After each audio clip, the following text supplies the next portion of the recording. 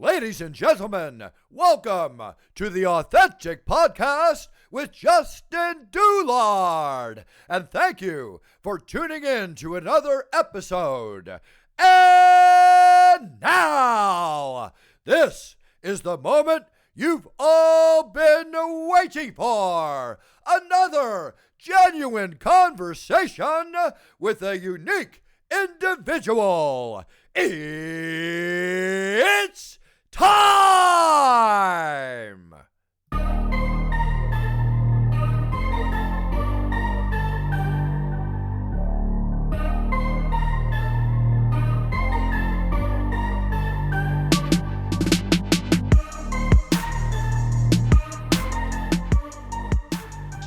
All right, everybody, welcome back to another episode of the podcast. Thank you for tuning in. Got a good one here. I got Mr. Tim Jenkins, the quarterback whisperer of Colorado, the nickname. So, Tim, thank you for joining me. I really appreciate it, man. Oh, I'm excited, man. It'll be fun. It'll be a blast. Where do we start? So, talking about going to a D1 school. We can start there, go off the fly. So, well, let's start with this. Yeah. I know what you do. Yep. Give me a brief synopsis of the people listening what you do. Give me. What do you want nowadays, or do you want like 3 years ago when I was grinding it out of the field? Let's start at Fort Lewis. Yeah. Okay. So, I went to a Division II school, a tiny little school. You only know because your brother went there, right? Right. No one really knows Fort Lewis, Durango, Colorado, and played quarterback there for 4 years, and then went on and had a cup of coffee in the NFL and got fired from there, and then went on to the CFL and got fired again, and then started training quarterbacks. So. Now I run a company, Jenkins Elite. I'm super creative with the name, obviously. The CEO of Jenkins Elite, yeah. man. But we, it started out with a kid at a park, and started working with him, and he was back up on his freshman team. And the next year, he became the starter on his JV team. And as dumb as that sounds to your listeners, because they don't care about Bennett High School and Colorado and their freshman quarterback, to me it was like, seeing a kid work and achieve, like, even though it was a small goal, like his, a dream, not a dream, but like a goal he had, it was like crack. I was good to go. So started training kiddos, and, fast forward a couple, to 2016, we probably had 50 or so guys I was training at that point. Hired our first guy, and then from there it's kind of gotten crazy. So now we have, 20 on staff. We just launched a Houston location. We have 2 locations in Colorado, and so, a couple years ago, all I did was train guys, and then I would come home at night and email and, do all the sales aspect of it, right? And then now it's gotten to the point where, I still do a bunch of the training sessions, but, we kind of have to focus on actually running the business because, there's a lot of people who it's their actual job, right? It's not, one of my coaches, Justin Holland, he's our quarterback director in Colorado, and he always jokes, right? Anytime he's at a dinner party, people say, "What do you do?" And he says, "I'm a quarterback coach." They go, "Yeah, cool. Like, what else?" He's like, "No, that's my job." So, there's a lot of pressure and responsibility that comes with that to make sure that everyone is, that you're putting certain things first that maybe aren't the most fun, but you have to get done to make sure everyone. Yeah, I mean, I think that's how growth has come to you. I mean, I listened to the podcast we talked about with you, the fitness one you did several months ago. Yep. Your first guy you started, you said you probably took a loss on that because you traveled and paid and you made like $25 or something. I drove to Bennett, Colorado, which if you're listening is like, basically Kansas. I drove to Bennett, Colorado. I charged $25. I filled up my gas tank and I ate good time. So I probably lost like $6. Yeah. But, I mean, and that's stuff you learn. When I first started, it was, I think if you were to grade me out when I first started, I was probably like a C- as a coach. I was probably an A when it came to caring, and I was an F- as a business on the business person. side. Yeah. And then I think, I was fortunate. I got around some good mentors, and then, when you can devote your time to studying, the craft, even though I had played at a pretty high level, you just do stuff that you think everyone does what you do. Right? You think everyone, my game was I was super average athletically. I wasn't a good thrower, but I would watch 12 hours of film, right? Like that was my edge was, if someone's gonna watch 11 hours of film, when I was with the Rams, I had a rookie tryout, right? Yep. And this will give you a glimpse into how hyper competitive and insane I am. I was in the room. You room with the guy you're competing with. I was with Mitchell Gale. He's from Abilene Christian, and he was another quarterback working out for the 4th spot essentially. And you go back to the hotel, you study your playbook, right? It's mini camp. You have 3 days, and you got to learn a binder this thick. Yep.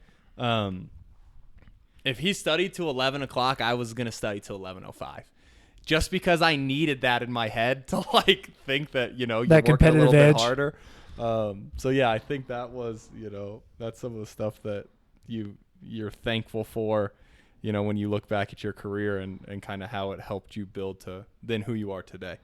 So when you started out, you said you made like $25. Yep. You drove to Yep. the Kansas equivalent of Colorado. Did you know it was going to grow into this, No. or it just kind of it's grown as it? Dude, as I it's come, literally so when I first started, I really thought, not after the first lesson. When I was doing the first few lessons, it was like hybrid between this is really fun. I still didn't know if I wanted to go play in the CFL or like pursue that. And then also I had a fiance and we had an apartment and you have to pay rent. Sure. Right. You can't live for free. So, that it wasn't, anything other than I think like, wow, this is really fun. And this seems like the kids are getting better. I might as well do this, right? Then go sell insurance. I always joke, right? That's what I was probably going to do because I think that's what competitive people do. They get into sales.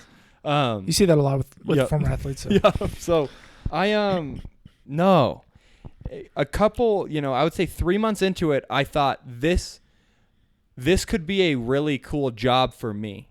Like I always saw it as something that, I could do for a living. Like I could, I could raise a family and we could pay our bills and, I saw that. I did not see that we would have a bunch of full-time employees and like and that we could scale to different cities and Yeah, markets. be a full-blown entity. I didn't and see company. that. Be No. the CEO. Yeah, I didn't see that. That's crazy. It is crazy. And it's it just goes to show you that, the path you're on isn't necessarily, where you're going to be, right? It goes to show you that, my whole life I worked to be a quarterback in the NFL. That's all I ever thought about. And it turns out like I'm actually way better at this than I ever was at that. But everything I think you do for, your first goal probably shapes you into. Preps you into this, yeah. Yep, who you're going to be. Yeah, you thought you were going to go to the NFL and didn't Yeah. work out, and then now you're in something that you truly love, and Yep. it's growing, it's flourishing. So Yep. I guess, let's see. You started out training people on the field, throwing footballs, showing people how to do it, and Yep. now you're more half and half businessman. Yeah. How does that work? How often are you on the field nowadays? Because you're growing so much. I'm sure you miss being out there every single day, but like you said, that's the most fun. Yeah, Training kids is the Yeah. most fun, man. And I tell you what, like being around 15 to 18-year-olds, like some people hate it. I think it's hilarious. The dudes are hilarious. They'll teach you about TikTok. I got no idea about TikTok. I know about TikTok. They teach you about, I know way too much about some of our 17-year-olds' love life. Like it's just not good, the stuff that I, but they're like hilarious. It's so much fun to be around. So yeah, I wish I could do like what I used to. I wish I could dedicate to just the training side of it. It's just not a reality, and it's not what. Well, it's a good problem. Yeah, it's just not responsible to the guys that have, I find a deep like responsibility in the fact that people like have chose to come and work with our company. I think a lot of times, I don't want to say a lot of times, and I don't want to generalize, but there are certain business guys that I've been around that are like their employees like stress them out, or they don't like them, or it's like these guys don't work as hard as I do. Like, I don't think people realize like if someone chooses to work at your company and that's like, what they're counting on supporting their family with. It's a big investment. That's a huge responsibility that you have to them to treat them right and like do all this stuff. And I think that's why like we've had a lot of guys that have been here from the beginning. I think a lot of it is because, we're all in this together. I by no means think that like this ain't me. This is all of us. And granted, right, when you play a team sport growing up, it's easy to figure that out. You know, as much as I loved being at Fort Lewis when I throw for a couple 100 yards, like, dude, the receivers are the ones catching and running way far, and these guys are the ones blocking 300-pound people. I don't want to do that. Right. Like, it takes everybody. So I think, you know, I don't know. I think that's part of, you know, why we've had the success. But, yeah, you know, my favorite part is the training. Like you mentioned, it's not, you know, it's not where it's at. Right now, I would tell you I spend 80% of my time on business or building curriculum, you know, building how we're going to train or this, and this, or looking at, you know, reviewing lessons and stuff like that. And the other 20% is actually getting out on the field. In the field, yeah. Which is fun. Which is the most fun. How do you even – so you started here and you got 2 locations in Colorado. Then you launch in Houston. Yeah. I'm sure – Why? How? Yeah. How do you – why? How do you do it? That's what we get asked a lot is like, why the hell did you pick Houston? So, like, if you're cool, I can jump into the business side. We're huge in SEO, search engine optimization. Oh, yeah. Right? We think it's I think you have to be nowadays. Yeah, we think it's the primary way that our consumers find. If you have a 9-year-old that wants to play quarterback, what do? You search Google. Sure. So for us, we've, you know, created landing pages across the country with certain keywords to kind of find out where people are searching. And just so happened that Houston was the biggest place for Jenkins Elite getting searched. Now, was that because PJ Walker was the quarterback for the Roughnecks in the XFL? Probably. One of your bigger clients, right? Traffic, and you can generate, you know, leads and then sales from there. And so from the business perspective, you know, that's where it made sense. We have a couple other markets that we'll be announcing at the end of the year that I'm really excited about, that we're finalizing, and it's like, you know, days away. But Houston was kind of just a no-brainer from that perspective. And then, of course, you know, anytime you get down the South, man, it's football country. Yep. And that's, you know, I'm already seeing it. I think with our Houston location, I think one of our first sales was from some guy in like Dallas, right? 6 hours away, but they're ready to go. And I think that's what makes that awesome, right? They're willing to drive. You know, we have people like that too. I shouldn't say that because we have people that drive from Aspen or come in from Nebraska, but you know, it took years to get that. Yeah. So most of your clients, I assume, are from around the area, but then you got guys like PJ Walker. Yeah. Who come here just to train with you. Yeah. So we have, you know, our academy, right? Our guys that are training year round, all area guys. We have a couple guys from Wyoming. We have a couple guys from Nebraska, right? That'll drive in because, you know, that's the value they put on it. And we love them and they do great. And we actually have a kid at Kearney Catholic in Nebraska, a podunk town, small town, and he committed to the University of Nebraska. He's like a big-time kid, 6'5", 220, rip the ball. He'll, you know, I think he'll be a first-round pick, but you know, what do I know? But, yeah, and then we have guys that we get through NFL draft prep. So agents contract us to get guys ready for pro day and combine, right? You know, get them on the whiteboard, grill them like a GM's gonna. So we had PJ through the NFL draft prep. Now he comes back every offseason. We had a really cool training session this summer with PJ, and Emmanuel Sanders was out there running routes, and Benny Fowler. And wow. I mean, those dudes are different cats, man. Yeah. That's a whole new level. They're damn good. So PJ's on the Panthers, right? PJ's with the Panthers, yep. So he's their number 2. And then, you know, we get a bunch of college kiddos from across, you know. We actually, I'll tell you what's crazy. I'll tell you a crazy story. We have college kiddos come in for spring break training. And we actually had a college group in March, right? When it's hot. So the beginning, Monday we start training. No one said anything about no one knows COVID. Yep. Tuesday, we start learning about COVID. Wednesday, the basketball gets shut down officially. Yeah, that's when these kids are out here. Thursday morning, they all start getting texts from their college presidents. Don't come back to school. You're going remote. Like we were in like the absolute thick of it. So they all fly out Friday. This just goes to show you the chaos that you never anticipate as a business owner. But then Friday, you know, normally our office staff has Friday, Saturday off, and then it's kind of Sunday through Thursday is kind of our work week. But Friday, we're like all hands on deck. We got to figure out, because the next group of college kids are supposed to come in. Oh, okay. We're like, what can we do? And then you remember what it was like at the beginning of COVID when people were like, the National Guard's going to be on the street. They're not going to let you fly anywhere, all this stuff. So I'm thinking to myself, I'm going to end up, Airbnb is going to cancel the home. So I'm going to end up having 6 college dudes in my basement. Right. Nowhere to go. Nowhere to go. Can't go home. So we had to end up canceling the next 2 weeks. You know, when you look back at it, you think like we probably could have done it. But at the time it was like, oh yeah, it was insane. So it was looking back, it was just funny to be in the midst of, we would have still been in the midst of it as a company, but to see like the college kids go from on a Monday, nothing's going on. They're all talking about spring ball starts when they get back, blah, blah, blah, blah. To Thursday, classes are canceled. Don't freaking come back. It was wild. Yeah, it's every conversation has COVID in it nowadays, but something similar happened to me, not with college kids, but I was planning to go see Colton out in Vegas, right? In probably that same week you're talking about. Yeah. We had a concert and we had some fights we were going to go watch.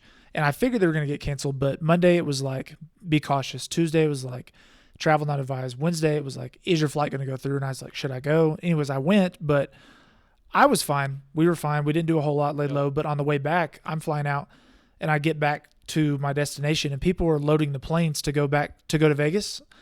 But all the properties just announced they're closing the hotels. And I'm thinking, are people going to have anywhere to go?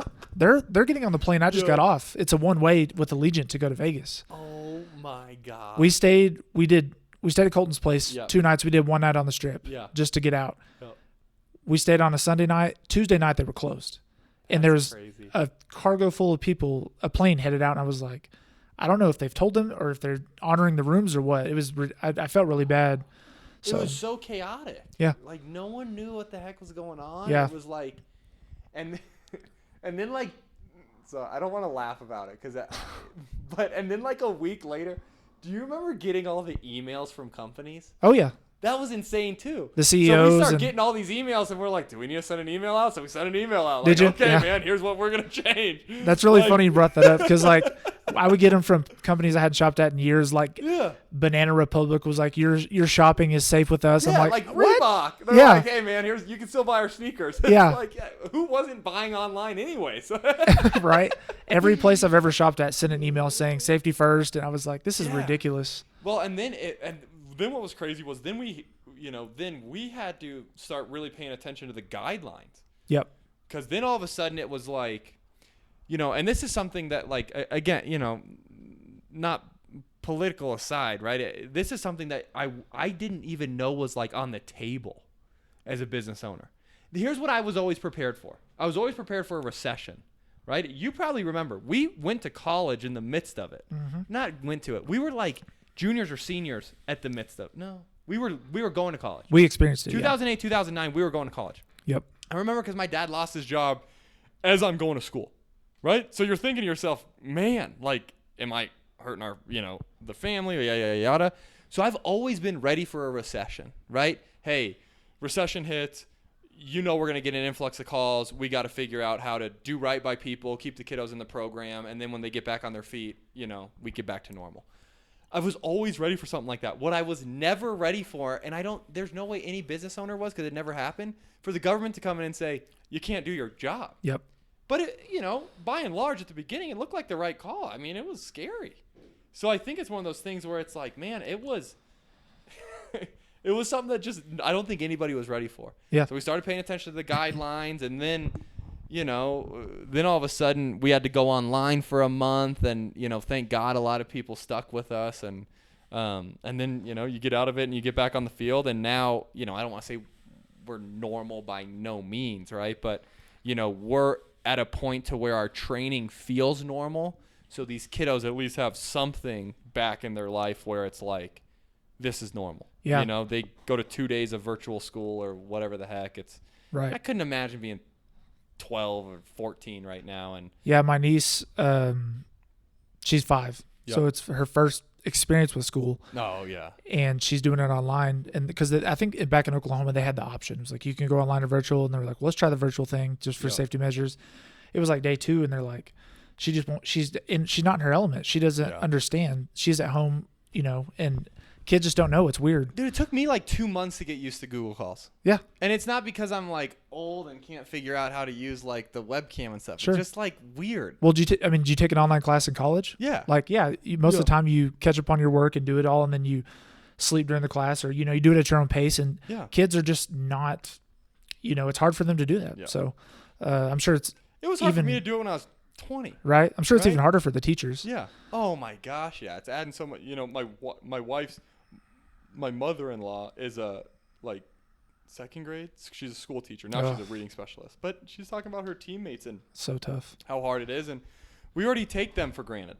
Yep. Right. And then it's like, oh yeah, here, learn how to deliver this content online just in case. And then also be ready to go back in class. I just, I don't know, man. I think it's so crazy. It's so hard. And, the kiddos too, you just feel for, we deal with a lot of high schooler. We deal with youth too, but we deal with a lot of high schoolers, and you feel for the kids where it's like, prom was their junior prom was canceled. Their senior homecoming's probably going to be canceled. And then like, do they do senior prom? Like, I don't know. Yeah. And it's like, again, we all look back and it's like prom was dumb. I agree. I thought it was stupid. I was dumb when I was 17. But when you're 17, you really want it. It's not dumb. Yeah, exactly. You know what I mean? It's like real rich of us to say like things are stupid. Well, yeah, but you also went through them. Like graduate. It's a stupid thing you wanted to do. I got a big argument about graduation the other day. Someone was like, "Graduation's stupid." Anyways, it's like, dude, easy for you to say. Yeah, you got to do it. You got to do it. Yeah. Right? At the time, graduation was everything. 3 years later, you're like, it's not that cool, but you still need to experience it. Yep. And you got to do it.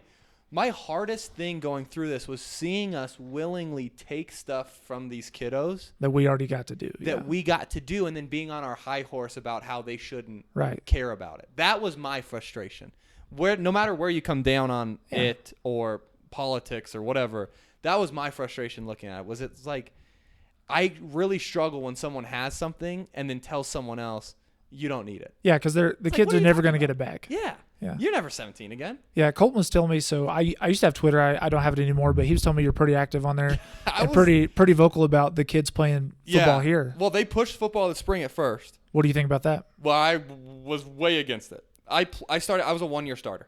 I was in high school. In high school. So you're talking about if you push the spring, I'd never get offered. I never go to Fort Lewis. I never get a chance to go to the NFL, CFL. I probably don't start this company. Have a huge impact on your life. I don't know what my life is like. Yeah. Right? Again, you like to think the best of yourself. I probably still compete, blah, blah, blah. Right. But who knows, right? If you didn't get that opportunity, we'll never know. Especially if you compound my life, right? Like we talked about, the recession hits. Your parents go through some hard stuff.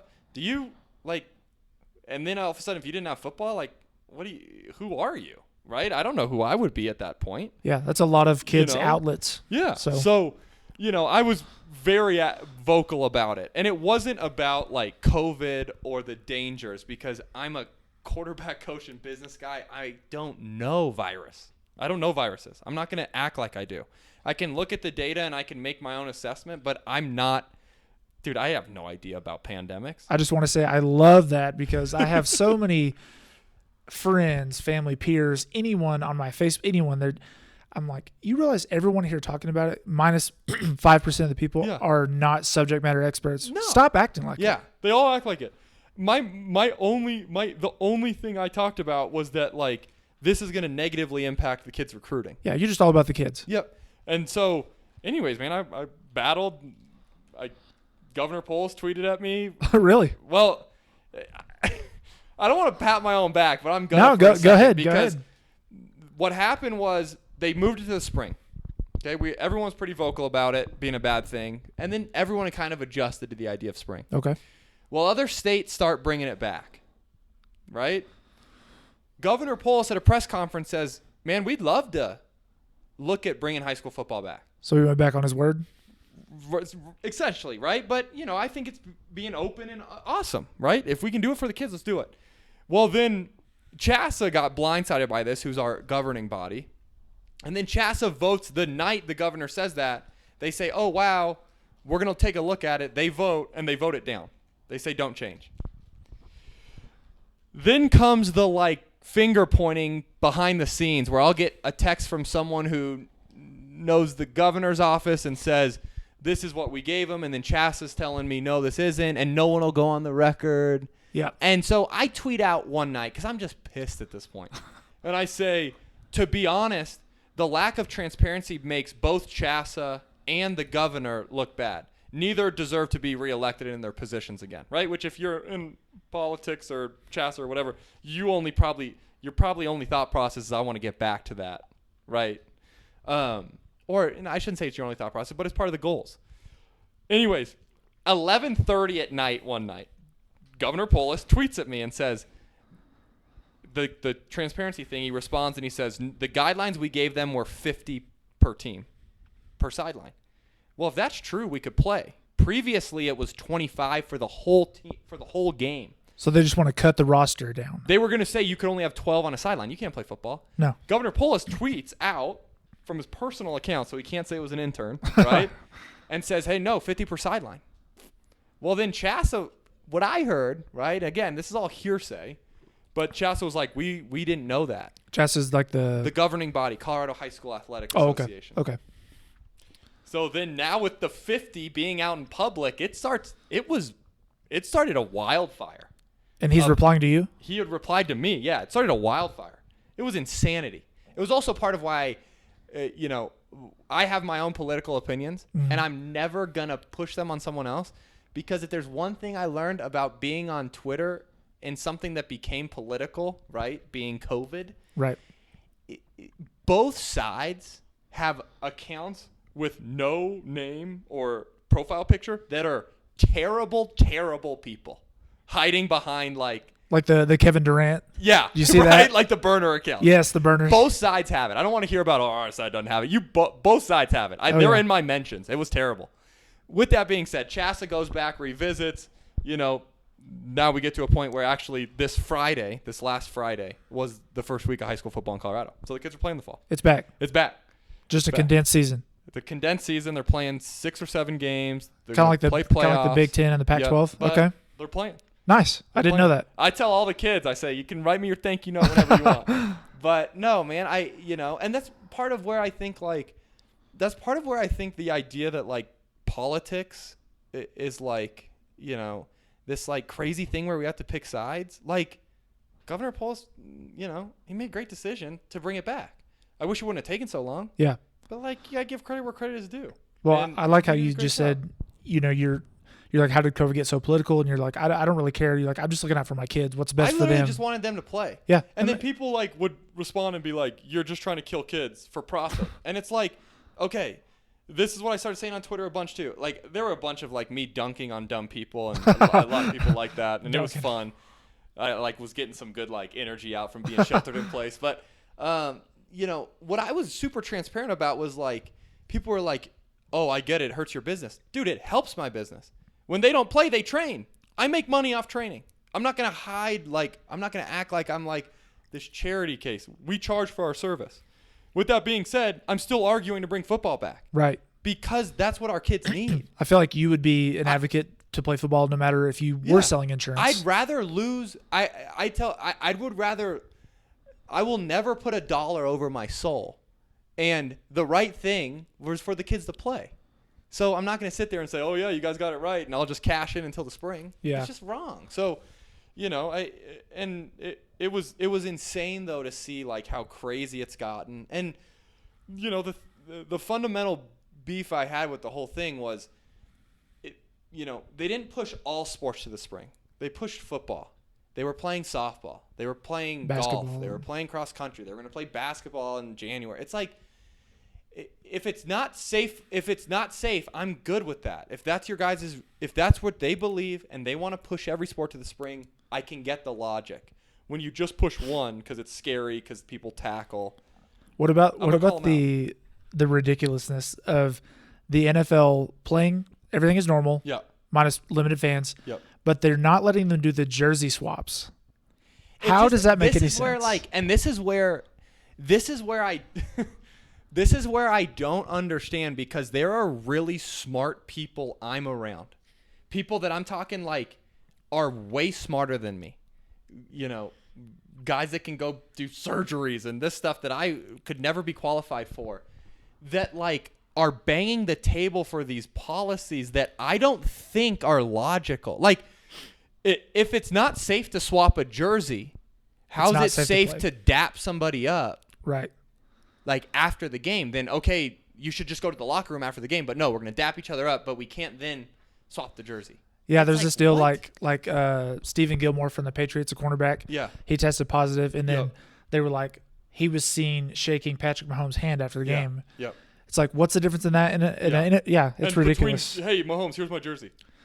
The dude's going to frame it anyways. Not like he's going to lick it. Yeah. You're not going to lick the jersey after the game. Oh, right? This looks awesome. Exactly. Like, I mean, you tackled him 16 times. Yeah. Like, It's we were well, I'm excited to hear that high school football's back because my wife and I, we just like to watch live football, and you're not going to a college or a pro game anytime soon. Yep. I don't know what their rules are around attendance.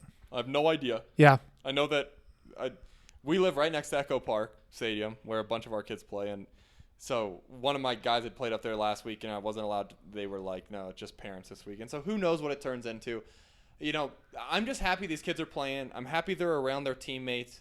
My biggest fear was we weren't realizing that we're taking this after-school activity away from young men who are going to be going through really hard stuff, are going to be turning to more and more social media, which, like, dude, I'm 29, and I get on social media, and I feel like a terrible person, or I feel mad at somebody that I've never met. Yep. Like, you know, again, for every good, it's done a lot of good. I'm not one of those guys who's, like, all anti this, right? There's some good stuff that's come from it, but we got to be real about, you know, the negative effects of it. Yeah, or like when you get on Instagram and then all of a sudden 3 hours go by.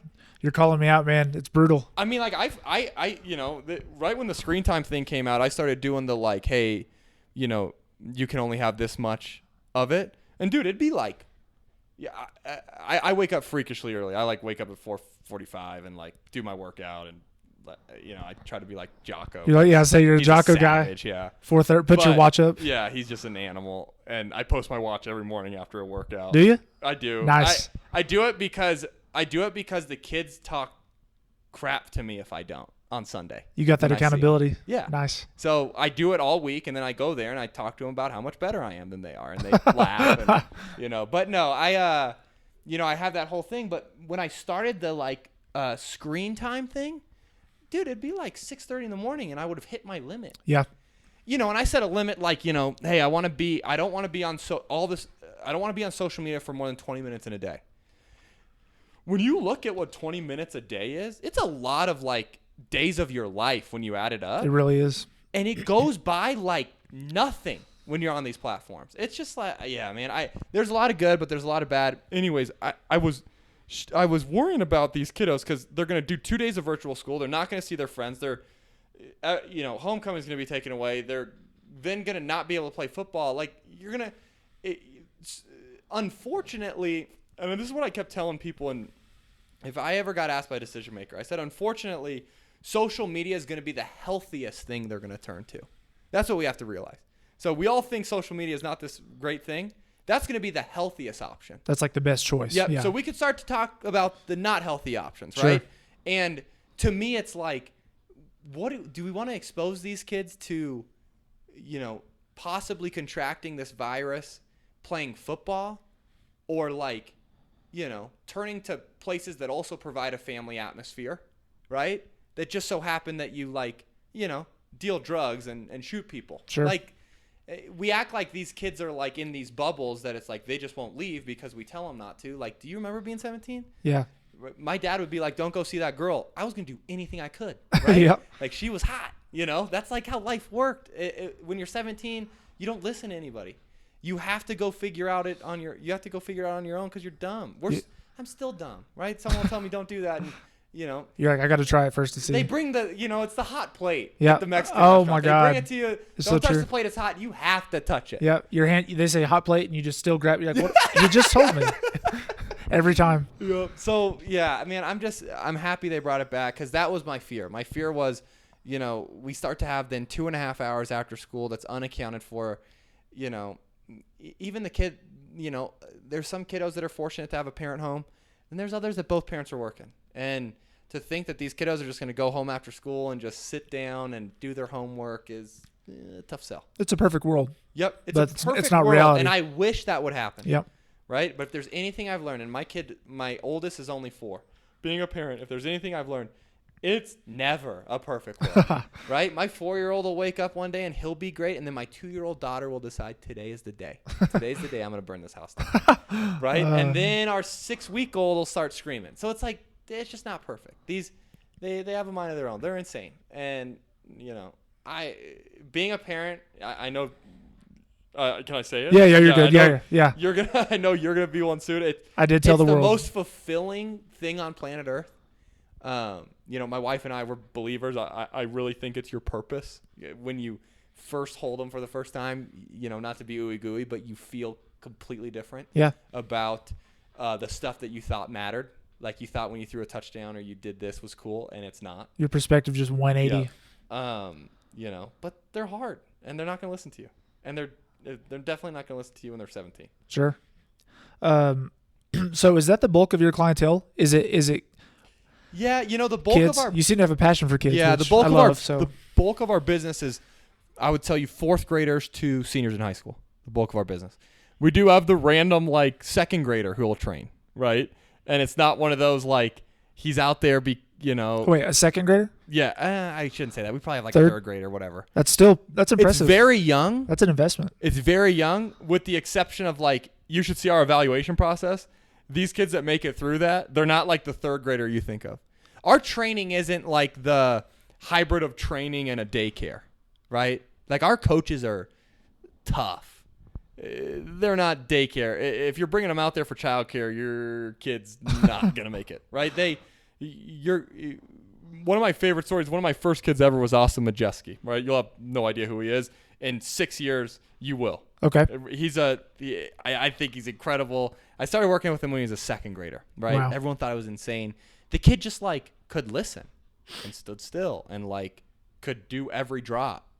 So I'm out there. Kind of got that it factor. Yep, I'm out there with a high school coach who was one of my mentors at the time, and there's this divide between high school coaches and private trainers that used to exist. We've bridged that, and we have a lot of really good relationships now. But when I first started, the divide was still there.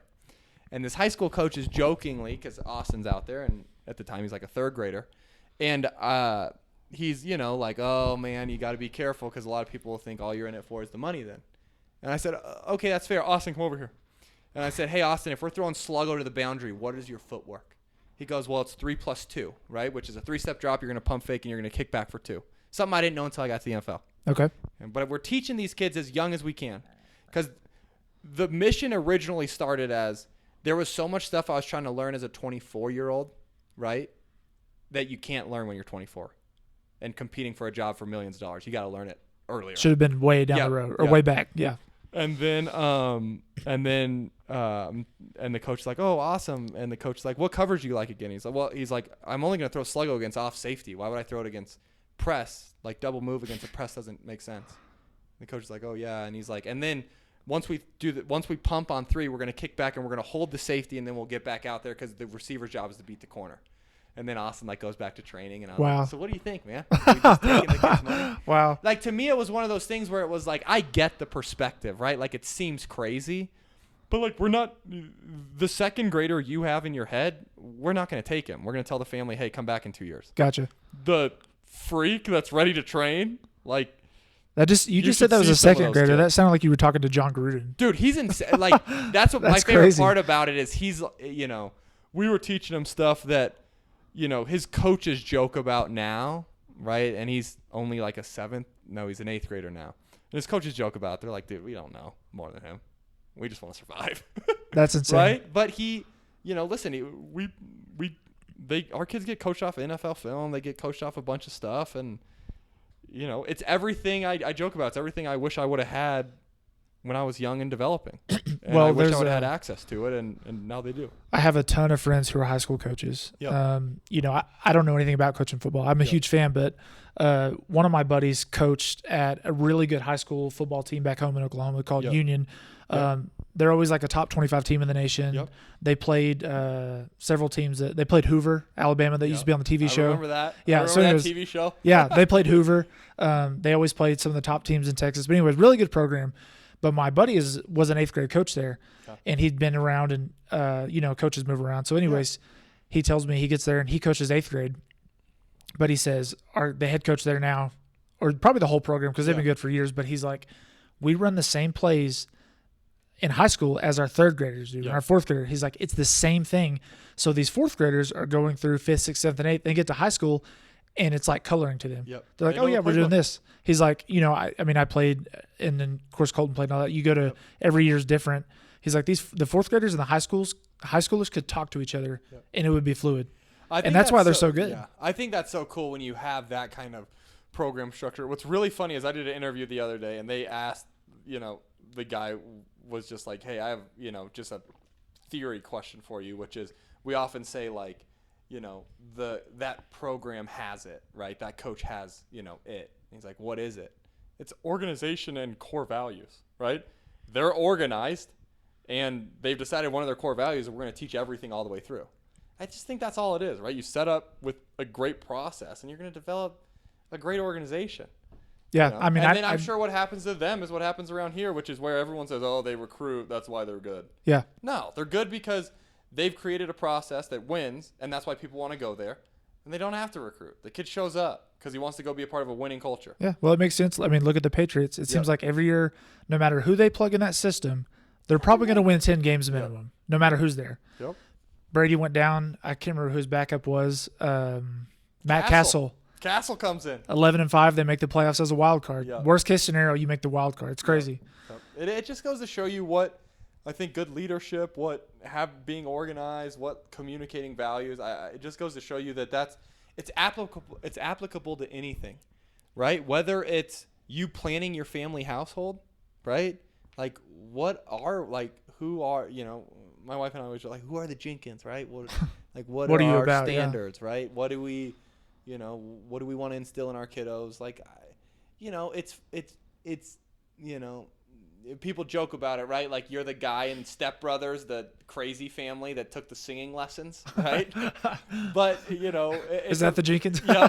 No, I'm not a good singer. You haven't had a car in 5 years? I also don't yell at my wife very much. She's usually the one giving me the business. But no, it's one of those things where it's just like I think there's something about just like even if you're just a guy, just writing down like what are you about? What's your priorities? Like who are you? Like, what's your mission? Sure. And if you don't know, awesome. Let's find it. Yeah, get to work. I have a lot of buddies, and I think this is kind of like, I don't want to sound like an old guy, right? But I think this is kind of our generation. We're getting there.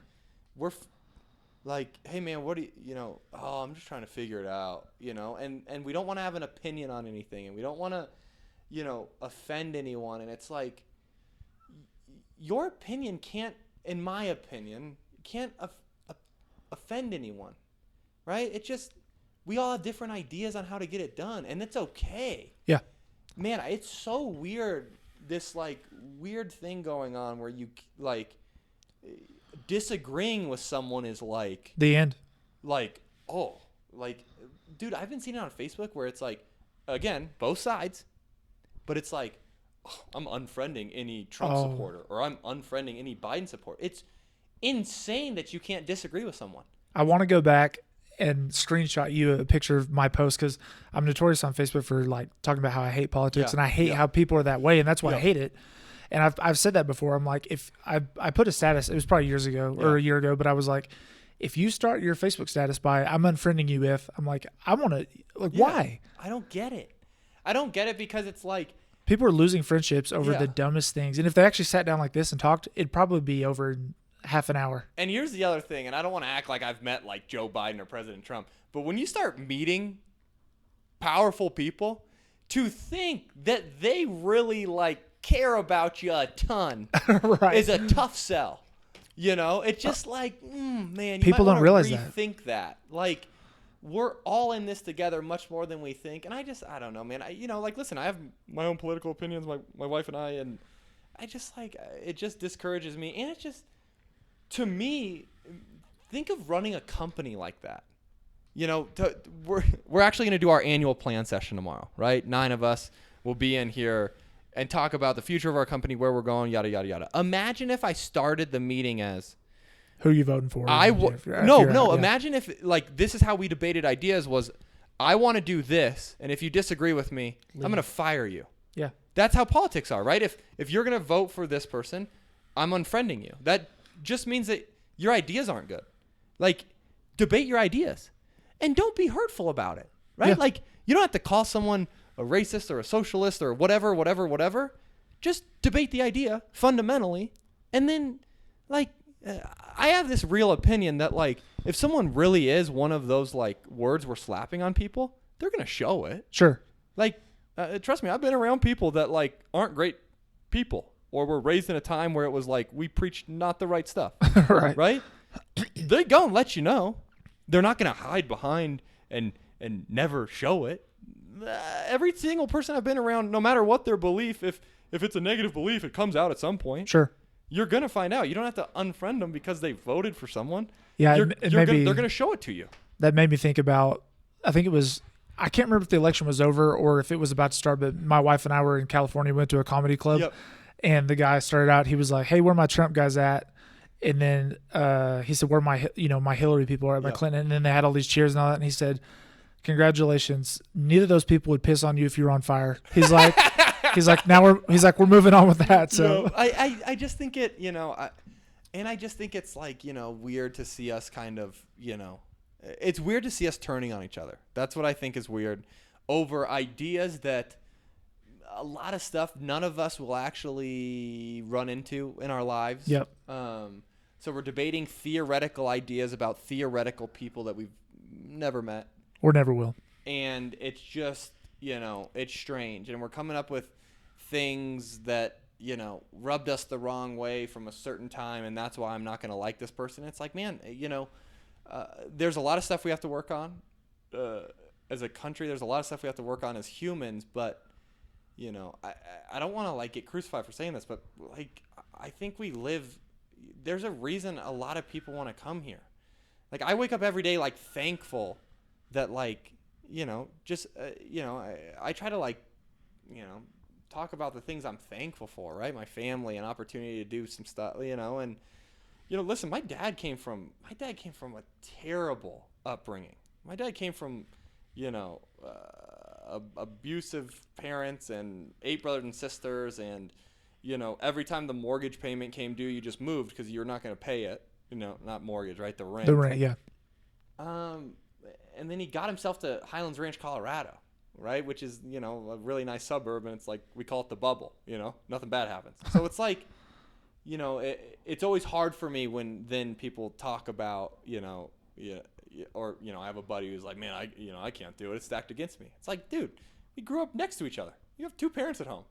Like, your family's in, like, the top 10% Of You're America, 1%er in the world. Yeah. Right? Like, there's a lot of people that don't have water. What do you mean you can't do it? Yeah. So I just think it's Might be a little harder, but you got to get after it. So. Yeah. I just think it's there's no doubt that some people are up against it. Mm-hmm. I have a buddy who always says, he always says, just because you're up against it isn't an excuse to stay in the dugout, right? When you come to run it, right? If life is running the bases. And I think it's something powerful that, like, there's no doubt, man. There are people that start on third base, right? There are people that are born into royalty in this world. Yep. Like, real royalty. You can do whatever you want. You're a king. It's insane. And then there are people that are born with, like, nothing in a terrible home. But, I think that's what's so cool is those people oftentimes, like, go and do amazing things. Yep. Like, look at some of the story, like Deshaun Watson talking about, like.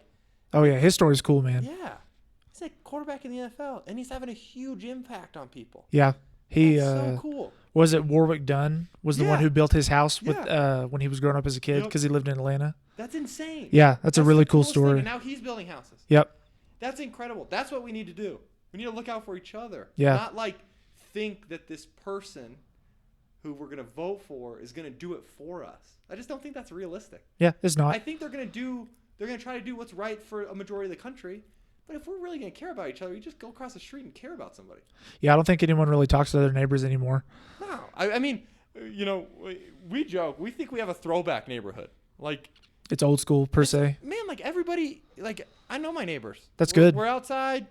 I was just talking to Kevin across the street and Tyler, and we're talking about, like, hey, man, I'm putting up Christmas lights November 1st. I got the edge, right? Our kids are all playing. I think it's like, There's not a lot of that going on right now, Just so go that's talk really to good to somebody. hear. That's what I think weirds me out about the social media and then the hatred is it's like you've sat on Twitter, you've looked at videos of people you'll never meet, and Twitter gave them to you because you're going to have a negative reaction about it. Yep. Because they know your political stance. Oh, yeah. And so you're so worked up that then now your brother, who just so happens to be of the other party, you're going to pick a fight with at dinner, who you haven't seen. Why? Like, neither of you, here's what I always tell everybody. I'll hear like a debate and it'll get heated and then it'll get personal. And they're debating about something that will literally, let's say 99%, probably not happen to either of them. Yep. All hypothetical. So what are you debating? You're debating an idea and you're mad at each other and you're going to say, oh, your mom sucks, right? Like, it's like, what are you doing? I don't know, man. It weirds me out. But I don't know. I guess that's where we're at. Yeah. Hopefully it stops. Hopefully after November we can like all chill out. Yeah, right. I know. We've got like 4 more weeks, then hopefully people will be a little better, but who knows? I was going to ask you, do you have any kids in Colorado Springs that you're coaching? Or? Yeah. We have Luke McAllister, so he's at Palmer Ridge. Okay. Which isn't Colorado Springs Monument. Because he's actually committed to CSU. Okay. So he's a Colorado State commit. We have Cale Cormany at Rampart. If we can, my wife and I would like to go watch a game. What we should all do is Since we it's should back, just get so. together, go to a game. Yeah. We'll go to a good game. If we can. If we'll find a way. Yeah. I'll tweet Polis. I'll get us in. We were talking before we got on about kids going D1. Yep. I wanted to have you talk on that for just a little bit about, are your kids like that? They come in and they think they're good and they're like, they have to go D1? Or are you like, hey, there's opportunities D2, D3, D1 AA? I feel prepped for this. What's cool is I answered this question before. Because you were a D2 guy. So. Yeah. We don't have that problem of false expectations because early on I identified that, listen, there's this issue in 2014 when I first started doing this. There was this fundamental issue in my industry. In my industry, there's some not great people, in my opinion. Okay. Right? They tell you have a kid, they come to train, you tell them, oh, this kid's going to be great. He's not. He sucks. And you tell the parent that he's going to be great, and the parent watches him get better because if you practice, you'll get better. We can get really good at being bad. Okay? And if you don't believe that, just go look at your buddy's golf swing who's beating you, but he's beating you with a horrendous golf swing. He's just gotten good at a horrendous golf swing, right? Let's be honest. Good at a bad habit. He's gotten really good at being bad.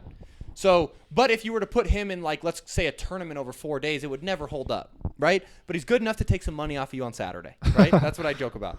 So this happens, right? The kid gets a little bit better. He gets a little bit better. And then he never really breaks through because, 1, he probably didn't have the floor to begin with. And then 2, we're not training him the right stuff. We're kind of in it for the wrong reasons, in my opinion. I identified that as our biggest issue because that eroded the trust from parents, and it also eroded the trust from high school coaches because then the parents telling the coach, hey, this guy says he's good, he's not, right? That was a majority of the negative feedback I got from high school coaches was like, hey, man, we appreciate what you're doing, but, we've had these experiences in the past. When I realized that was our issue, we started getting unbelievably data driven. So we have this sleeve called a Modus sleeve. You put it on, it gives us 6 different data points on you. We could tell you your fingertip velocity, your arm slot, how much it varies, your arm speed. We could tell you how much torque you have on your elbow. You're going to hurt your elbow. You study this with these kids? Yeah, well, that's ridiculous. So in a good way. This is the first thing they do when they come to an evaluation for us as a quarterback. Seriously. Yep, it's the Wow. first thing we get them in the Modus sleeve and we test all this. The reason for it is I didn't want our company to be the place where it was like, I think my kid's getting better.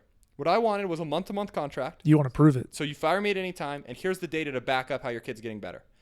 And then what this creates is it creates this bell curve because we work with D1, D2, NFL guys. I know what the ranges have to be. So what it helps is it helps us set expectations. A parent comes in and their kid tests at 52 fingertip velocity. Well, here's where he is. He's in the 30th percentile of his class or whatever. Fingertip velocity? Yep, fingertip velocity. Right? I'm How mind hard it blown comes by out. this stats. This is crazy. So for me, it's like, listen, here's where he's at. If you think your kid in the 80th percentile, right, is going D1, you have a problem, right? So for us, we've never had that false expectation because we can be upfront with the data, and say like, hey, listen, here's where your kid is. we always equate this data to the floor the same way that on average an NBA player is 6'4" or 6'6". That doesn't mean if you're 6'8", you're going to the NBA, but that's the threshold. So we view it as the threshold, right? You have to have this fingertip velo to have a shot. And then from there, it's about skill development. Did you really get a good shot in high school? What I think is broken about the D1, D2 current mindset, there's two things. One, we have kids thinking you get recruited to your skill level. You don't, right? You get recruited to your skill level and what kind of opportunity you had. If there was a D1 kid in front of you until you were a senior, it's going to be really hard to go D1. You only have 1 year of film. Sure. Right? That's not your fault. That's how it shook out. Just a circumstance, yeah. Right? I went to Fort Lewis College, right? I ended up in the NFL. I played in a preseason game, regardless of, some people are like, it doesn't count. Well, it's hard to do, right? I don't think I was a D2 kid, right? In theory, Yeah. You don't go to the NFL if you were. But we all get recruited to you don't get recruited to your skill level. There's plenty of guys that play D3 that end up and have 10-year NFL careers.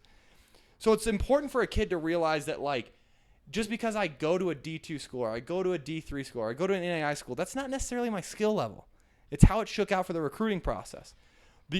And I still have everything in front of me to go get, right? That's the one issue I see. The other issue is I just see it from a parent perspective. Becoming the D1 athlete is the new, my kid's a doctor or my kid's a lawyer, right? It's like cool to say at a dinner party. And we need to, as adults, realize if my dinner party coolness factor is based on what my kid's doing, I'm not cool. Yeah, you're living right? vicariously and I need to, through like, your kid. Figure out, like. What about the celebrity that faked the ACT scores? Did you see that? Yeah. The actress. Again, it's not surprising when you start to. It's sad. When you start, it's not surprising when you overhear or you're a part of some conversations where there's, you could be at a dinner with someone and they'll never touch on, like, what they do, like what they're passionate about, what they love about their spouse, their faith. And again, it doesn't have to be like, hey, here's my faith in Jesus, like whatever their faith is, right? Everyone has a different thing that they hold, right? You could go through a 2-hour dinner and never touch on that. All they talk about is who they know, or they met this person this one time, or like my watch or my car, or it's like, and like, listen, I'm not going to act like I'm perfect. I have those same things where it's like, man, I'll see a new Audi and it's like, that's sick. Yeah. Right? Or a Tesla. I want to try that. I don't want to drive. I want to fall asleep. But, I think we're losing substance. And when you start to lose substance, it's not surprising that someone pays to get a test taken for their kid to get into a school. Because they want to go to dinner and say, guess where my kid got into. But again, like, dude, if someone starts a conversation with, like, here's who I know, or guess what, someone I know did, I immediately think to myself, you're not cool. Like, tell me something about you. Like, what gets you going? Like, what are you passionate about? Right. Like when we first started talking, and I'm not going to lie, I don't want to, like, stroke your ego, but, like, your passion for this is sick. That's awesome. Yeah, I appreciate it. Do you know what I mean? Like, yeah. I think that's what makes us, like, innately cool and, like, can connect to each other is when you talk to someone like, I'm passionate about this. And I think it's like, I also think it's what's refreshing when you hear we joked about Rogan before this, right? Like, there's a reason people listen to people that are just genuine and honest. They don't always say what you agree with. Yep. But you at least know they're not BSing you, right? You know they ain't lying to you. Yeah, what I liked about you when I listened to that podcast you did about 6 months ago was you talking about how you try to be real intentional with your time. Yeah. And then how you're admitting you're like, hey, I get caught up in stuff sometimes. Yeah. I waste time, or I get braggy or kind of get sidetracked, but you're really focused. You're like, I get up in the morning, I do these things, and I try to be better and try to, like, what do I stand for, or what do I really want to be about, and not get caught up in everyone's mix. So to be transparent, like, it wasn't, like, always like that. Yeah, it's not easy. There was like, when I first started training, like, I was so consumed with what people thought of me as a coach, right? Like, I probably started to try to be intentional about it and find more, like, substance in my life because I, like, woke up one day and I was like, why in the world do I care if I have followers on Instagram? Like, you know, I think everyone would be lying if they didn't Yeah. say that when you put up a picture, if you don't have some likes, you're Yeah. like, hey, what's wrong? what the heck's wrong? Yeah. And it's like, why you like it, we all have to remember, like, and you know, I did this, dude. I did it months ago when I just was joking about dunking on people. It was fun because everyone would be like, "Oh, you're a savage," you know. It was fun, Yeah. but it's like, you know, you need to take a step back of yourself and at least realize, like, what are you doing it for? You're doing it for that pat on the back, Right. right? So I think as long as you can be honest with yourself, but I just think it's dangerous to get consumed in, like, you know, things that don't matter. And what's always so funny, and I tell everybody this, like, if anyone asks me, like, man, I want to start this business and this is what I want, like, you know, I want to make this or I want to do this. If you start with that in mind, you'll never get it. I never thought about, like, making money. You know what I mean? And, like, we have a big company now. We do okay, right? Like, you can't start with, like, a not substantial. Nothing will grow if it's not, like, substance that you start with. That's Yeah. my opinion, right? If you start with, like, you know, you see it with girls all the time, right? Where there's, like, you know, like, a girl will post a scandalous picture, and it's like she has like 100 followers, and it's like, well, why are you doing that? You're, like, starting with, like, the end result in mind of you want a bunch of followers. Yep. Like, why should, like, you know, get a reason for someone to follow you, and then, like, all this other stuff will come. I just think, like, I don't know. I just think we sometimes start with frivolous stuff, Oh yeah.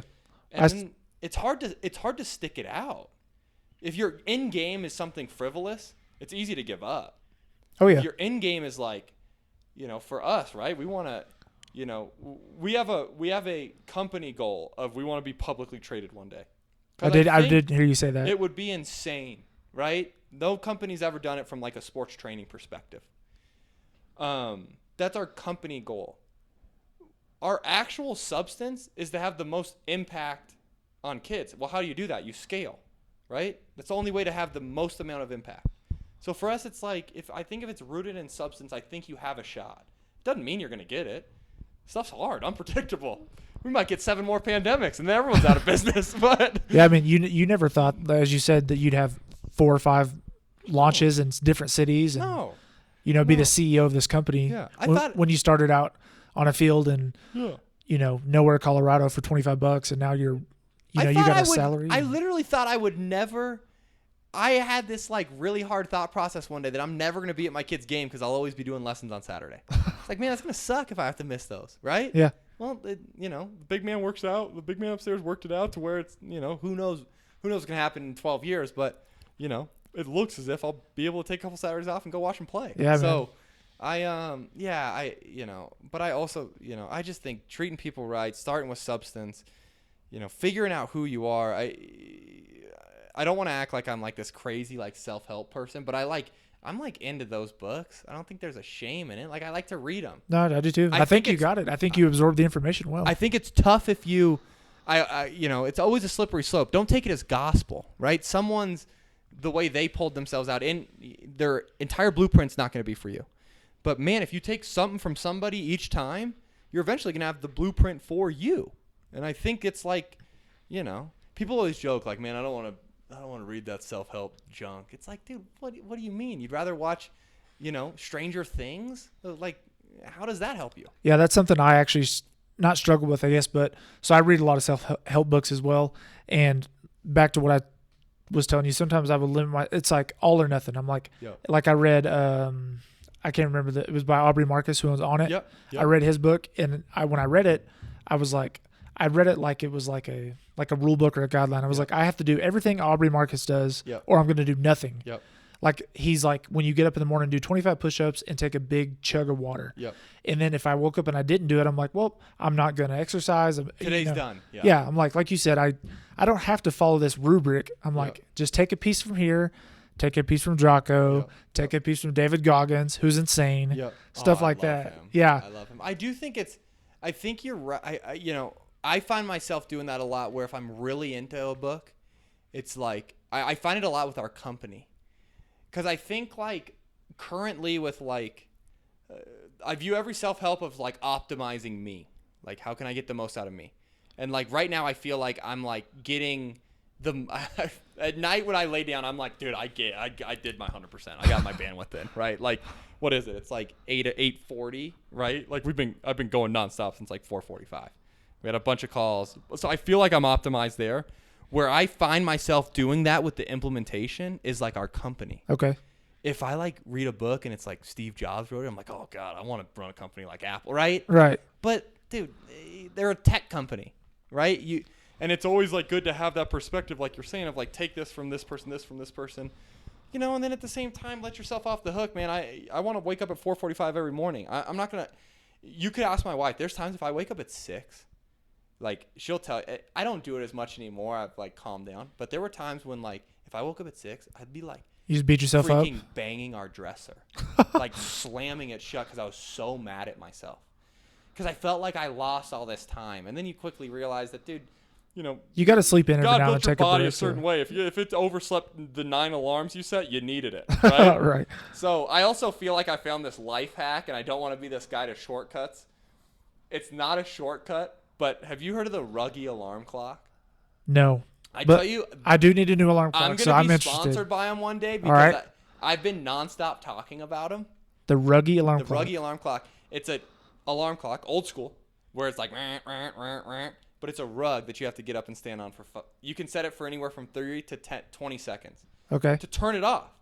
So I've been ever since I got it, I haven't missed an alarm because you wake up and you got to be on the it. floor. And if you stand up for 10 seconds and then you go back to bed, I don't know. You got to get your juice going. Right. But by the time I'm up for 10 seconds, I'm awake. So you can also I programmed it to do the like Vince Lombardi speech of like winning's a habit. So I'm like juiced up. My wife hates it, right? We have a new baby, so she wakes up in the middle of the night to feed him, and then at 4:45 she wakes up to Vince Lombardi. With that being said, she's the most supportive woman in the world, so she rolls over and like. My wife is gonna listen, and she's gonna be like, she's either gonna be happy or she's gonna be like, damn it, Tim, because I tell her all the time, like, hey, I'm notorious for snoozing alarms, and it's my own fault. Yep. But I think the cell phone is the problem. Yep. I need the old school or the rug So when we had Jet, he's our third. What a name, right? He better be fast or he's gonna get killed in the locker room. I have a friend with a kid named Jet. Really? Jet That's Jackson. Awesome. That is awesome. Another JJ. Yep. We had Jet, and what you don't realize, and I don't want anyone to take this as me complaining, right? My wife is 100 times better than me. I want to say that right now. But when you did say that before. When they get up at night, right? Like you wake up, and it was like I like went on like a 3-week run of not being able to get up on time, and I was like, why? And I would snooze, and a lot of it I think was like, she's getting up a bunch, and then you wake up, and then and then you go back to sleep, and then you hit snooze a bunch. So I was like, I need something that's like guaranteed. I have to do something to turn it off, whether it be a real alarm clock that you have to hit or something that is going off. There's also times where I'm 100% convinced, ever since I did this dang Apple update, I don't even know where my phone that my alarm don't go off. I'm 100% convinced of it, that it's like, or because I keep it on silent, I don't know. But yeah, so I got the Ruggy alarm clock. And it's called what? Ruggy, because it's it's a rug. It's ugly as sin too. So if your wife like mine cares about like what it looks like when people come over, you're gonna have to put it away under the bed at times. But I may have a Ruggy in a couple weeks. Dude, I'm telling you, I hate acting like it's like this. It just gave me this like it was a good built-in. I've been on this thing, and we were talking about it, where I feel like I'm optimized, right? I feel like I'm getting the most out of me. I feel like it's just like being honest. I am not like, I listen to who's the motivational preacher? Eric Thomas, right? E.T. Tom. You know what I'm talking about? I don't E.T. know. He did the like he did the famous oh my gosh. He did the famous, like, if you want to be successful, meet me at the beach, put the head under the water. You never heard this? No, I don't think so. Oh, my God. I'll have to look it up. We got to get you dialed in. Anyway, so I listened to him, and he talks about, like, and he's giving his motivational thing, and I like stuff like that when I'm working in the background. I like it. And he's giving it about, like, there are a lot of times I wake up before my alarm clock. You know what I mean? Guys say that. I'm passionate. I'm waking up before my alarm clock. And I'm like, dude, I hit my snooze 50 times. I think there's a lot, like, I would always I want to be the guy who like wakes up before his alarm clock. There's a lot about just being honest about yourself. I'm not a morning person. Yep. And I Same. somehow get up at 4:45. And it's because I got this damn ruggy alarm clock and I'm in love with it. What time do you go to bed? It depends. I would like to be in bed at 10, but, last night I was up until midnight, 4:45. And again, I'm not trying to advocate, don't sleep, because I think sleep's super valuable. But You got a lot going on. there's certain times where you got to burn the candle on both ends, and there's certain times where you're going to be able to go to bed at 9. Well, I think that kind of ties back into what you talked about on the the fitness one we keep referencing. Whenever you said you're just super intentional with your time, Yeah. and then you talked about for people who probably didn't listen, but you talked about people like, I'll get off work at 4 and then I'm home earlier. Yeah. You're like, well, they're like, you're working till 6. You're like, well, I'm at work till 6, but when I get home, Yeah, I don't I'm drink, doing I'm doing things I love, and I'm more passionate, or I'm doing things that are worth something, as opposed to drinking a beer on your porch. Yeah, the biggest misnomer is that time around is time. It's not. Time around people isn't time, right? I see it with people I work with. If I go into the office and I don't say anything to anyone, and then to act like our relationships are better, people just look around freaked out, I'm gonna fire everybody, right? That's not good. Time around isn't good. If Dad comes home and Dad just grabs a beer and sits down and watches TV, I joke about this, but I actually think this is true. Here's 2 hypothetical situations, right? I'm a kid playing in a playroom, right? My dad comes home at 6. Let's say my dad comes home at 4. The work-life balance people. My dad comes home at 4. My dad walks in. He grabs a beer. He starts playing Xbox. I'm in the playroom, right? He plays the Xbox until I go to bed, okay? Then there's a dad who works till 7, comes home, only has 30 minutes, let's say. Plays with them the whole 30 minutes, reads them a book, they go to bed. Who who would advocate that the kid that's dad was home at 4, the kid was getting better messaging? Right. That's my beef with it. It's work-life balance, you got to have time around. Doing what? Yeah, what are you doing? Are you on your Work-life iPhone, or it's my big thing, and I get in this argument with my dad a lot about Social Security, because he always, he's not, by no means is he he worked himself into who he is, right? He's not a guy who wants something for nothing, but he always jokes I paid in a ton. I always joke about who told us we deserved retirement? Who told us we deserved work-life balance? We were, I think it's pretty clear we're on this planet to work, right, and be passionate. And work to me could easily work is also working on your family, working on your kids, being there. I just think it's I don't know. It makes me so mad because it's I have so many buddies where it's Emily and I and our kids will go on this nice trip, and they're like, man, it's, you're lucky to have that. It's nope, not Not lucky. Not lucky. You've watched every Stranger Things. I have no idea what those kids are chasing, right? I haven't seen the aliens yet, but I'm sure there'll be time for me to watch it one day. But it's dude, work-life balance is just it's so I don't want to be a jerk. It's so stupid, though. It's so stupid. I agree with work-life balance from the idea of pour yourself into your life and your work. But the work-life balance from I need as much time at home as I do at work, it's why? Yeah, your balance is not what just about being the at other home. way? There are times where it's you know what I want? Life. I'm not going to do anything for work. That's good too. Right. You need that. My goal is when I go on vacation to not look at anything. I ain't emailing you back if I'm on vacation. That's right? good. I want to hang out with my kids and my wife. And then sure enough, 36 hours later, after I've laid by the pool enough, I'm I need to get back to it, right? We all are like that. Get back in the flow. You're built like that. I just think yeah, man, it frustrates me. But I do think that it's about being, intentional with, what are you trying to do right now? And are you actually getting it done? When you were talking, hey, I'm going to go out and, the family's finally going to be all together again, right? We're all going to travel in and be together again. That's awesome, right? And then you want to make sure everyone's not on their phone. Yep. You know what I mean? That's the stuff where it's I joke where it's people are oh, you're around them all the time. It's no, I'm not. They're at the place, but they're on their phone. We're not around each other. And then the people that are on their phone, you're really connecting with. I really I've audited my friend circle, right? Like my time is pressed. If it's like We got I have kids, a buddies who want to business, hang out, but when we go to dinner, all you're on your phone, I ain't hanging out with you. We're still friends. I still love you. And you've probably gotten to know me well enough now. I'm gonna tell you, like, dude, either get off your phone or I'm going leaving. home. Like, I don't want to do this. Like, what are you reading? Yeah, when my parents came up about a month ago, I tried to really do that, and I would catch myself, and I'd say, since they're going to be here for the weekend, to be like, I don't need to text so and so or my buddy, and I'm like, let's try to, or scroll on Instagram. I'm like, because I'm on Instagram every day. Parents are here once a quarter, once a month. So I've tried to get to the point where, like, if I find myself doing it, I at least feel bad. Yeah, exactly. You're trying to do it. We're not going to be perfect. We're going to pick up our phone. But I want to feel bad if I do it.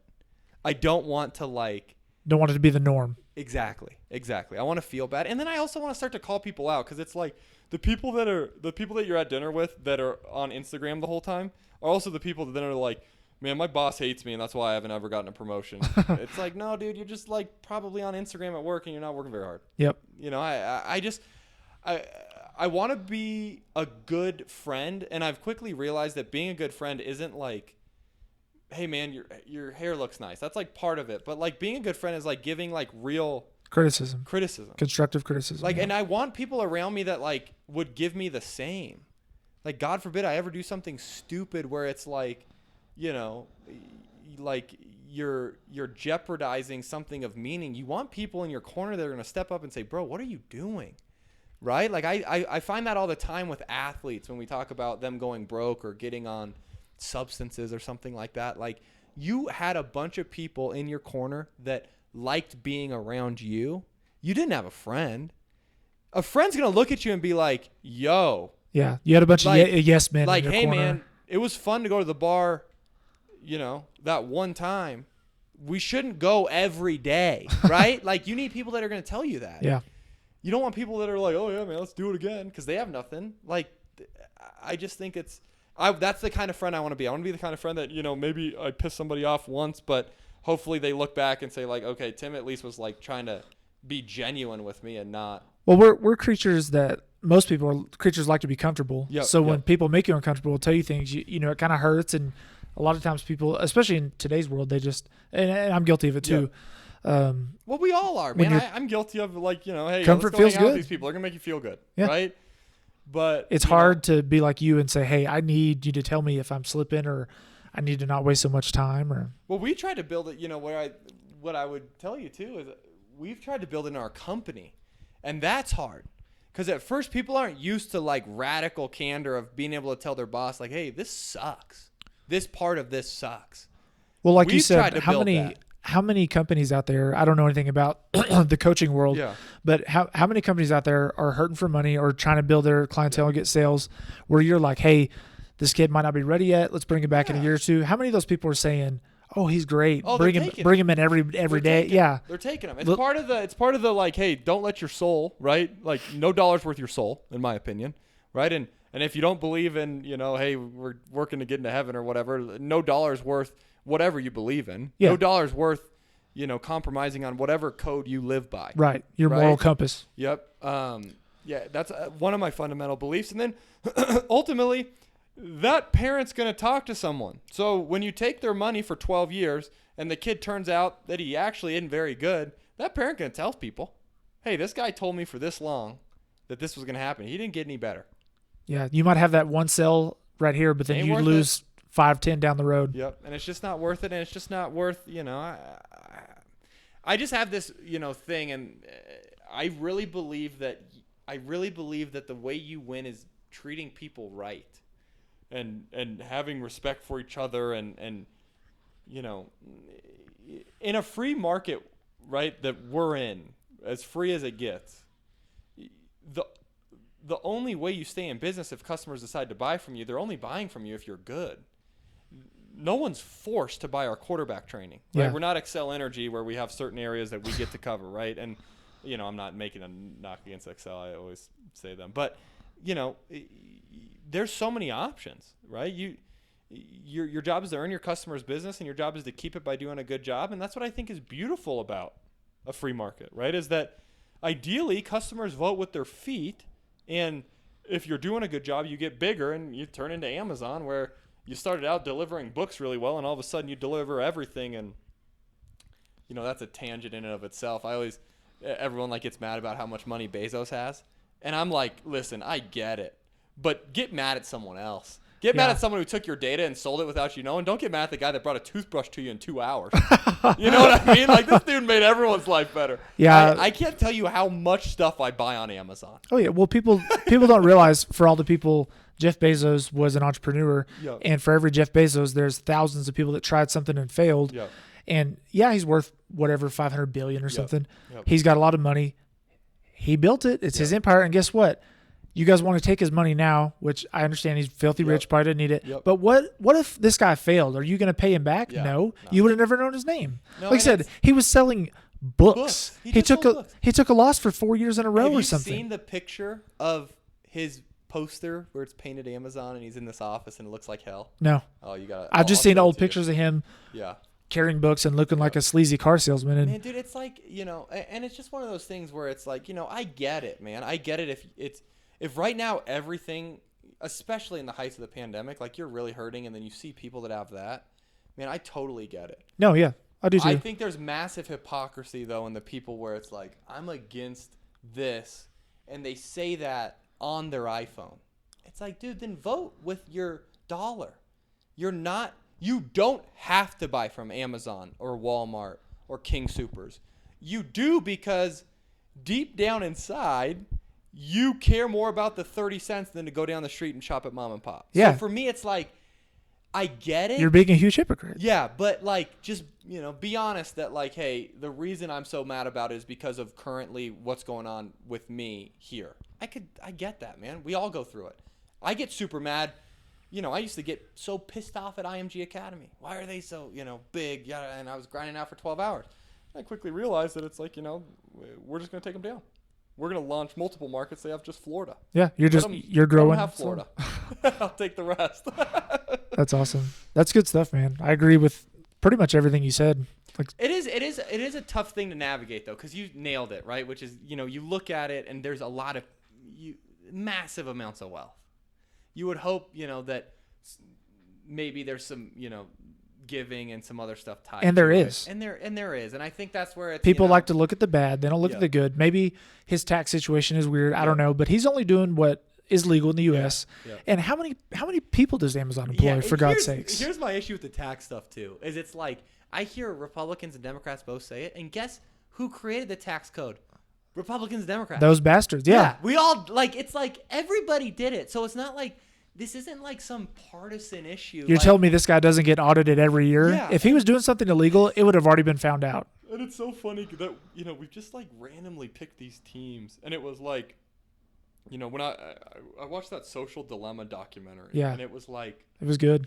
it was really good. And they talk about the divide between, like, and it's only getting worse because of social media. And it just, like, I even found myself, on it where it was like, you're kind of like, you feel like you're on a team. And it's like, that's just not the way to look at it. You shouldn't feel like that. You shouldn't feel like it's us versus them. You shouldn't feel like I'm on this team. You should just feel like, here are some things that I feel strongly about, right?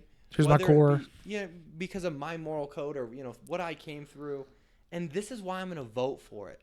And I get in disagreements about it all the time, and it's fundamentally okay. Like, I like debating the idea. I really like debating. I don't know why, but like, It's really sad that there's not a lot of real debates anymore. No, it's all just a joke. And one of my, like, Justin Holland, my probably one of the guys I'm closest with at our company, because he took over the Parker quarterback stuff and he's run it a great job. We like debate about political stuff all the time. And it's like fun because we debate the idea. We don't debate like the end result. Yeah. Like, or get personal. And we like disagree on a lot of stuff. And we always say that's what's so cool about it. Like, great friends. We disagree on a lot. That's okay. Yeah. Me and my wife always say, like, when we see people are even talking about it, I'm just like, if we all thought alike, we'd be a bunch of robots. I mean, we're getting there. Like, if you want to all think about the same thing, it's just, it's not fun and it's not logical. The thing that freaks me out is that, like, we're getting to a point where if you want to think different, it's not okay. Yeah, it's not. And that's strange because we wouldn't have anything that we have if people thought the same. Yep. We would have never, listen, you want to be honest, we would have never freed slaves. We'd have never had women vote. We would have never done all this stuff that is the right thing to do if we all thought the same. Yeah, because at the time, those were outcasts. Yeah, we would all just kept thinking, oh, why would women vote? Right. And now we've realized my wife's way smarter than me. Of course she should vote. That's awesome. So, yeah, but I think there's a lot of, I always get reinvigorated by conversations like this. And I always remind myself, right? A majority of people are us. Like, they're normal. They're willing to talk about it. They're not like the person you see on Twitter. Yep. That just like is saying something that like, is it like even a person? Because it's like, not their name or their picture. It's just one of those deals because like with you, I probably have a conversation with you once a year, but then if I follow you on Instagram, I'll see your stuff on Instagram every day. So people see it more and then they misconstrue it or they take it the wrong way. And then, like you said, people just get heated for no reason. Things that are probably never going to happen anyways. What's been hard for me to get used to is like doing stuff like this, or when I started to be vocal on Twitter, was then like what I didn't realize was the people that were going to have like a real terrible opinion or reaction to me that like don't know anything about me. Yeah. And they never That will. was strange. So it was like one of those eye-opening experiences, like, okay, should I watch what I say? And then I came to the realization of like, no, I'm going to just be genuine, right? Like I've said stuff on here that's not like the most popular of like, you need to get your ass up and, accomplish what you want to do. Yeah. A lot of people would be like, oh, well, easy for you to say. Well, no, like you wouldn't have wanted my life 8 years ago. Yeah. Someone's going to just see what you put about kids playing football. And then, like you said, they automatically assume that you're just trying to make money. Or you're trying to kill the kids. That was my favorite response. Someone was like, you're just trying to kill kids. It's like, what? And then, and a lot of those people too don't actually believe what they're saying. No, they just want to get interaction and get And then the people that do believe, like, I think a lot of people have formulated opinions, COVID and kids specifically, and they don't know any of these kids. Yeah, like don't tell me that this virus is going to kill more kids than are going to suffer from depression and possibly take their own lives. Like that happened. So it's like, don't like talk to me about like, and then you ask them, it's like, oh, I don't have any kids. I don't talk to high schoolers. It's like, what? What do you mean? Like, why do you have an opinion on it then? And they go, well, they obviously the first thing they do is go worst case scenario too. Yeah. You're like, worst case scenario, they get COVID and die. The worst. Yeah. You're like, okay, maybe they don't ever get COVID, or maybe I saved them from, a bad home life, or maybe I develop them to a young man. Well, this is what I talked about. A lot of people, there was a lot of debating around like, oh, a lot of people were like, well, the reason they can't play is because there's a lot of consequences that we don't know yet. Okay, which valid, but then you're talking about the game of football. You're talking about like these people are making these arguments about we can't play football because there's a lot of things we don't know, that you could develop, right? The heart disease or whatever. Yeah. A lot of, Which is a true concern. Which is completely true, except this person, right, tweeting this is consuming social media, which we have no idea the effects of. They're taking Adderall, they're drinking energy drinks. It's like, okay, so, it's like, to me, that's the hypocrisy, right? It's rich of us to say, this is what we need to be cautious of because we don't know the end result. It's like, dude, you're literally scrolling on something. Eating fast food. That's like notifying you and you're getting crack into your brain, right? Like that's what these notifications are. Eating Taco Bell as you scroll, Or like where, again, I don't want to sound like an anti-masker. I wear my mask when I go out. But it's like the wear your mask to care about my health. No, bro, wake up and work out and eat right to care about your health. Like, I just want everyone to care about like what they're doing, and then in turn we'll also start caring about each other, like the fundamentals. Like it's just like rich of people to be like, man, care about my health, and they consume McDonald's every meal, right? It's like, what do you mean? You're doing, or like the people smoking a cigarette, right? They got their mask pulled down smoking a cigarette. Put your mask on. It's like, what? You're already killing yourself. Okay. So, again, I don't want to sound like this guy that doesn't take it seriously or anything like that, because we lost a lot of people, and there's like and the economic impact and all of this is serious stuff. I do just wish that these conversations, like I've yet to hear a politician discuss, hey, guess what? Like vitamin D or working out has shown that it helps you not have serious side Build effects. an immune system. Yeah. So if that's true, right, like why are we not talking about that too? Like, yeah. to me, then the logical thing is whether you believe in masks or shutdowns or whatever you believe in, that's fine. You should also then believe, and y'all need to work out, right? Or you need to, let's cook some chicken breast this week and not cover it in barbecue sauce. That's good. No, I absolutely agree. That's good I just stuff. think it would be nice to hear, like, I don't know. I honestly think that that's the way to political victory. Is what? Just be radically honest. That'll never happen, unfortunately. No doubt. Kind of. I guarantee, though, if someone, like, came on stage and it wasn't, like, as much of a, but just was, like, honest the whole time. I don't know if they can win the president, but I think you could be a senator. Yeah. I think you could be a senator right now running on, like, hey, listen, man, we're going to wear masks because it seems like it helps. We're going to do these certain things because it seems like it helps. And you know what? A lot of you guys are going to start working out and eating right, and here's how you can do it, and it's going to help you not get sick. Well, you know, Rogan recommended Jocko for president. He's like, you make the great president. Him and The Rock. Dude, I would love to see Jocko. Because Jocko, to me, is the guy who's, like, absolutely no nonsense other than it's about you. And again, right, as a believer, I don't find that completely true. But, like, it's a good message to try to, like, take responsibility.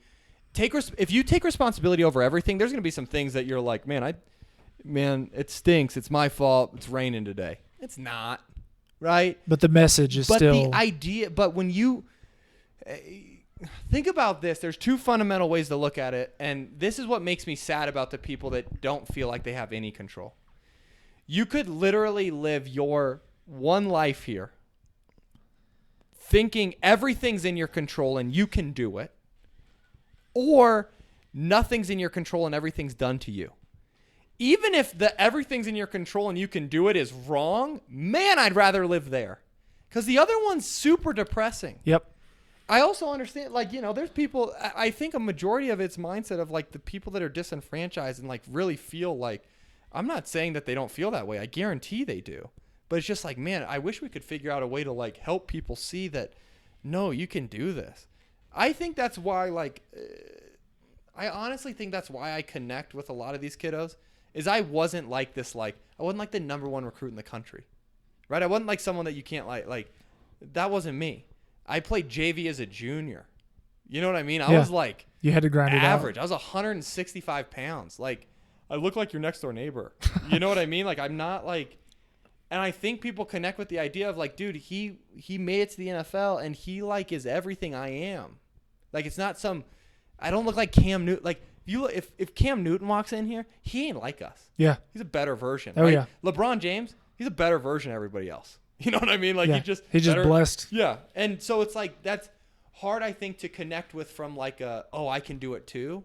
And I think that's what a lot of these kiddos see is they see, like, a guy who was like them, right? Yeah. Or they're better than. And they're like, if he could do it, I sure as hell can. And I think a lot of times, right, you know the deal with sports. A lot of times as a kid you hear, like, oh, that's a good idea, but what's your plan B? Or you hear, like, oh, okay, good, keep dreaming. But it's like, no, man, if you really think you can do it, and we don't, if a kid thinks he can do it and you don't let him off the hook, what I mean by that is, like, if you were to tell me, hey, man, I do, I want this full-time podcasting, right? My first thing would be, how many have you made this week, right? I think that's an important question to ask kids when they tell you something crazy, right? Like, hey, I want to be an NFL quarterback. Awesome. Did you work out this morning? Did you throw this morning? No. Are you sure you want to be an NFL quarterback? Like, what do you do when you get home? Yeah, you got to get after Fortnite. Okay. Because it's perfectly possible for all of us to achieve, I shouldn't say all of us, for 99% of people, like, there are people that get in massive car accidents and can't move, right? But for 99% of us, we can do it as long as our work backs it up. Too many of us are like, I want to do this, and then... Yeah, it's kind of in a different way, but I always kind of relate stories to stories. But, like, so you know Travis Barker? I don't. From Blink-182? Okay. I know he's the drummer. Yep. Okay. The guy that's, like, absolutely destroyed in tattoos. Yep. He's like, his famous quote or story is he's like, I started getting tattoos, and then he said, I want to do this for a living and be a drummer, so I'm going to tattoo my neck and my face and my hands, so I have no other choice. Yep, because he ain't getting hired as a banker. That might not have worked, right? He's not going to sell insurance, Yep. so that might not have worked out, but it did. Yep. But now, and then he talks about, I read his book, and so then he talks about his son, and he's like, so my son is obviously very blessed. You know, we're very well off now, and I kind of roughed it, and I'm one of the most successful drummers in the U.S., but he's like, I have tons of tattoos. My son's like, I want a tattoo. And then he's like, not only does my son want a tattoo, he wants a face tat, because the young kids are like, I want a face tat. And he's like, it's hard for me because I'm like covered in tattoos. He's like, but son, he's like, you don't know how many nights I slept on my friends' couches eating Doritos because I wanted to be a professional drummer. Yep. He's like, I didn't just get these tattoos and like, I'm going to figure it out. He's like, I was drumming for free 5 nights a week. He's like, I've been in 7 different bands. He's like, so you can't just get a face tat because you got to make your way. He's like, maybe, you know, you figure it out and commit, you know. So it's kind of similar story. It's 100% true. Everyone asks me like, what, like, because we have 2 boys, right? So I always get asked, oh, your kid's gonna be quarterback. I'm not gonna push him in anything. You want to know why? When we were at Fort Lewis and we were 4-40 or whatever the hell we were when I was there, it's not fun. Like, it's not easy. So if you're gonna push your kid into something, push him into something easier. You guys played in some brutal climates too, man. Brutal, yeah. It's just South like, Dakota. Yeah, and- to me, it's like, dude, hey, I'm not going to push him into anything that's hard as hell to do. But if he wants to do it, I'm going to help him chase it, right? It's just, but man, yeah, you got to be honest about the journey. But I think it's important to let kiddos know you can do it.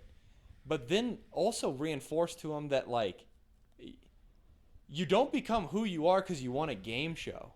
Right? I always say that, right? Like, our company's not where we are because I won some, effing game show, right? Like, there's a lot of nights that went into this. There's a lot of, like, hey, man, no, I can't go out tonight. Can't do this. Can't do that. No, I'm not going to dinner, right? Like, my buddies are all at dinner tonight. It was either we were doing this podcast or I was going to be working on our annual plan. I'm not going to dinner, right? I love you guys. I saw you 2 weeks ago. I'm not going to see you again. You know, it's just, I think it's one of those things that we just, yeah, you're just investing in yourself. I think it's a good thing to tell kiddos and tell them, man, you can, if you want what no one has, you can't work like everyone else. That's our biggest issue. What I see with our athletes is a lot of them, they want to go D1 or they want, I shouldn't even say D1. They want to play college football or they want to be a pro quarterback, but they do their team workouts. Well, tell me how that makes sense. Yeah. You can't work out like the rest of your team. So it's an important message. And that's the basics. Yep, you gotta, and I think that's more or less. I think that's why like people sign up, because I think a parent looks at it and we have all this great stuff, the training, the modus, we have all this, but I think at the end of the day they sign up for like their kids long term, being around people that are gonna, instead of pouring the current messaging of today, which is like no matter what it's okay, of like, hey man, like you can do it, you just got to not let yourself off the hook. It's not okay to, not work out for a week straight. Yeah. Take a day off, but you better get your ass back to it. Yeah. I think we've indirectly answered all of this in the show, but I did want to ask for my buddy. Yeah. He had a good coach, or excuse me, he's got a son who's a quarterback, pretty good. But anyways, I told him I'd ask you. Yeah. So what he told me is my kid's putting in work in the gym at practice and has a quarterback coach as well as doing the 7-on-7s. So far, he's shown the potential to be a really good high school quarterback, has the tangibles to play at the next level, possibly D1. He's a freshman, a little over 6'2", 175, runs a sub 5-second 40. Outside of playing well and winning football games, what is the best way to get extra exposure to coaches, camps, combines, etc.? That's a great question. So recruiting is the craziest thing that I've ever been around, especially today's environment. Here's what I tell him. His kid needs to view emailing and DMing college coaches as just as important as his skill training and speed training. So he needs to be going to these college websites. He needs to be getting the coach's email. He needs to be berating them with emails. First he needs to get on the field. He needs to play varsity football. Then he needs to start emailing out his highlight tape, pounding it, and then they need to go and get to college camps, and they need to get the college camp circuit. What he doesn't need to sign up for is some recruiting guru who says, pay me $4,000 and I'll call college coaches. I went to Fort Lewis College, and I was probably one of maybe 2 or 3 guys that go to the NFL from Fort Lewis College. I can help get a kid looked at, but if I were to call them and say, hey, offer this kid, they'd be like, hey, Tim, I don't know if you can cuss on here, but they'd be like, F you, right? Yeah. Like, they're not going to do that. No one can get your kid offered. So what I would tell them is, first step is getting on a varsity football field. But the second step is he needs to pound the emails to college coaches. He needs to not be afraid to pick up the phone and call a college coach and say, hey, coach, this is so-and-so. I'm coming to your camp. I sent you an email with my highlight, blah, blah, blah, blah. And then they need to go out and they need to get at those prospect camps. They didn't have them this summer because of COVID, but they'll be back. And that's the best way. We've had a lot of kids blow up, right? Ty Evans went to Palmer Ridge, offered by Alabama and every other school in America. Alex Padilla, Cherry Creek, offered by University of Georgia and a bunch of other schools. We have a kid at Kearney Catholic, like we already talked about, who's committed to the University of Nebraska. This is the process we've used with all of them. So I would tell you that it's hard to get the kiddos to realize that, man, sitting in front of a computer and emailing a guy is just as valuable as taking another 3-step drop. But in the game of recruiting, it is. So he needs to prioritize that time when he gets home. And then, that's the best way to get exposure. Yeah. I mean, I think the rest we covered a lot of about being intentional with your time and putting in the extra work and I mean, based on what he said, it sounds like he's already doing all the extra work. Yeah. And then I'd say, if you feel like you're working hard, double it, right? That's a good general term of, to make sure you're working hard enough. But no, I think if the kiddo's doing all the right stuff and he's working hard, and the other thing I would add is to prioritize, make sure he's a good teammate and a good leader. It's the other thing. If you're a quarterback, man, you have to be a great teammate, right?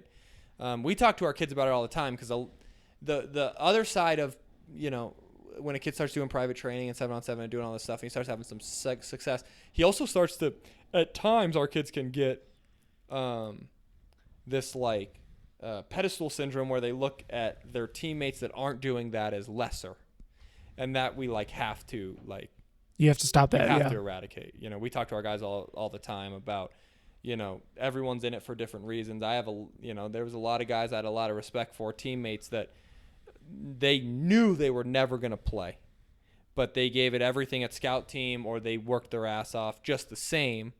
Did they go do, did they go throw an extra 150 reps? No, because they were 5'6" trying to play quarterback, right? I get it. Yeah. And I had a lot of respect for those guys. There's a lot of guys in college. I tell you that there's a lot of guys that from my career I talk to still that probably people would be like, oh, you probably didn't even know he's on the team. And they're like my really good friends, because I have a ton of respect for anyone who goes about their job the right way.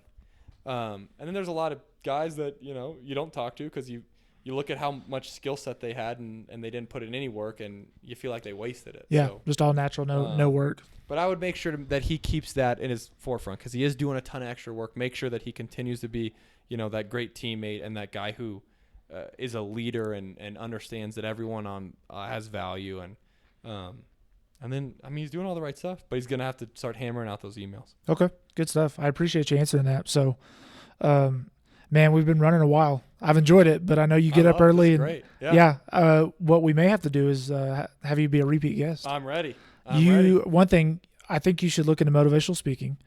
No. I don't know if you've heard that, but I think you're on the right path, man. And you're not just speaking it. I feel like you're doing it. If you, I'm going to check out your Instagram, make sure you're up at 4:45. Yeah, you got to check out. I was thinking one of my buddies, because again, I don't want to sound like I'm dumb and old, but you can do the highlight, the story highlight. They're you need to put them all on. Yeah. Because he's like, I'll get on randomly and I will have missed 3 of the posts. It's like, well, then get on every day. But then I also feel like I'm adding to the social addiction. So it's like, what's a good? But no, I need to do that, because before we go, I did this 30-day accountability deal. And the guy, who was the guy you were talking about that started on it? Aubrey Marcus. Okay, is he the guy that has the First Form guy? Okay, I don't know who that is, but I do know First Form. Yeah, he started some 75-day hard thing. Oh, I've seen that. The challenge. And I'm reading and you have to restart. And it's BS, because I'm going to go on record by saying right now that I issued a challenge to everyone in February that was 30 days, basically what he's doing. Okay? It's a joke, right? He didn't rip me off. He doesn't follow me. But, I did this thing with with my followers where I said, listen, for 30 days, you got to get up, and his is way more detailed, but you had to get up, you had to get your entire workout in before 6 a.m. It had to be done before and posted before 6 a.m. And you tag me, and if you do it for 30 days, I'll either hook you up with a $200 gear pack. We have these sweet gear packs we do every quarter. I was like, you can have a gear pack, or you can have an internship. whichever one you want. I don't care. Nice. Right? So a bunch of people like tried it and did it, and it was like, and then COVID hit and it was crazy. But I was thinking to myself, like, that to me is the good of social. But it was also so cool because then I started feeling more pressure. Like, I issued this challenge. If I don't get up and someone else does, I'm a loser, right? But I thought it was cool because there was, you know, the group of people that did it, and it was fun, and I got to do that again. But it was one of those things where it was like, you know, I think by talking about the fact that I get up early and then that, oh yeah, I post my watch, it like, I got to cash that check. You can look if I don't do it. Yeah. You know, so I feel like maybe I do it to like add more pressure on myself to make sure I get my ass up and get on the ruggy alarm clock. Well, it makes sense if nobody knows, then Yeah. besides your wife, who's not going to, you know, it's one person you live with, you're most comfortable with. But Yeah. if you tell other people, they catch you slipping. Yeah, especially with my friend group, because like I said, I call them out on stuff. They're quick to figure out. They're like, "Oh, hey man, I heard you say this on this podcast a couple years ago at this time point. You didn't do it, so eat shit." Right? That's what my buddy's trying to say to me. Well, if you keep calling them out, they're just waiting for you to slip. They're just waiting. There's no doubt. It's kind of like when you're the champion. Everyone's gunning for It's you. a good friend group to have, though, man. I think anytime you're around people pushing you, right? Like I always look for that too, and like when I like meet people, like, oh, is this someone that I'm gonna like, you know, be in the friend group? Like, are they, you know? I think it's cool to have people that like are chasing stuff that like push. You know what I mean? Yeah, I think driving you to be better. Yep, and you can tell, like, you know, like we've already talked about before, like we got to go do dinner with the wives or go to a game. Like you can tell right away, like, hey, is this person genuine? Like, do they like have some like, you know, where they want to go do some substantial stuff, or yeah, I feel like you're like watch Netflix. I feel like you're like a guy that you typically read someone in about 2 or 3 minutes, and you're like, this is probably gonna work, or there's probably not gonna be a connection I'm gonna really build no on doubt, forever. No doubt. I just like, we already talked about it, right? If you're talking about like who you met or something like that, but if you're talking about like, hey man, here's something I'm doing, like, I just think there's certain things that are super cool, and I think there's certain things that it's like, you know, like don't get me wrong, I watch Netflix. I watch the Social Dilemma documentary. I think documentaries are fascinating, but like if 2 hours goes by and all you did was talk about like a different show, like it weirds me out. Yeah. I'm like, what? No, I absolutely agree. But then there's also like a bunch of people that are gonna start listening to this and they're gonna hate us because they're like, hey, actually we have a TV show club and it's way fucking cooler than what you guys are doing. So well, and everyone's got different hobbies too. So no doubt. And I get to, Emily always gets mad at me when I talk about it because I do think there is something super valuable to a little bit of escapism, right? Of like a little bit of, okay, let me decompress. Yeah. There is a ton of value, and we all need that. I do it with golf. Golf is my decompression, right? Where I can like go out there and play. Although recently I told my wife that I have every intention of being on the PGA Tour, so it flipped from like decompression and a hobby to like now I get mad if like I'm not getting better. You're gonna be like Tony Romo. I don't know if you can see, I got a wedge over there. I like my practice swings after I work out in the morning. Well, aren't most former quarterbacks like amazing You're golfers? supposed to be a good golfer. Yeah, when I started, I was horrible, so I don't know what happened. Remember when Tony Romo like almost qualified for the tour? Yeah, he did. He's like in programs all the time. He does really well. That's insane. My buddy Adam, who works with us, we brought him on. He's actually we're gonna start doing recruiting, but with our members, because a lot of our members were then going to these recruiting gurus and they were just hearing the wrong stuff. So we wanted to include it in what we do. So we brought Adam on. He was a recruiting assistant at Boise State, and he's just kind of been through it, man. He's seen it all. So we brought him on, and we're going to start doing some cool recruiting stuff with him around the idea of like, hey, man, how do you get yourself recruited? Because ain't nobody going to do it for you, right? So more or less kind of that question we have. But, you know, he always jokes. He's like, man, we're gonna go on tour. He's like, I'm a caddy. We're going to win some pro-ams. I'm like, I hope, man. We got to launch some locations first, and we got some priorities first, but senior tour is like 50, right, or 60. Maybe that's what I'll go for. That's awesome. Senior tour. So this has been awesome, man. I appreciate you coming up. You drove. I know you had the harder end of the deal. Yeah. Hey, man. No, I appreciate it because I know your time is valuable, and you know you're a big deal. In February, you ain't gonna be able to get out of the house as easy. I know. That's why I'm getting it out now. I told Lindsay, I was like, I don't want to drive, and I was like, you know what? in about 4 months, I'm not going to be able to leave for a while. So Dude, in March, I'm you're going to be getting down sitting there like, hey, man, can I drive up there? Please let me come over. It gets hard, but it's the most fulfilling, man. And you guys, I mean, talking before, you guys already have it all down. It's going to be a blast. So. Yeah, we're super excited, man. I appreciate it. I appreciate this. And, yeah, man, I'd love to have you back on. I think maybe down the road, Can't see how wait. things are going after your launches.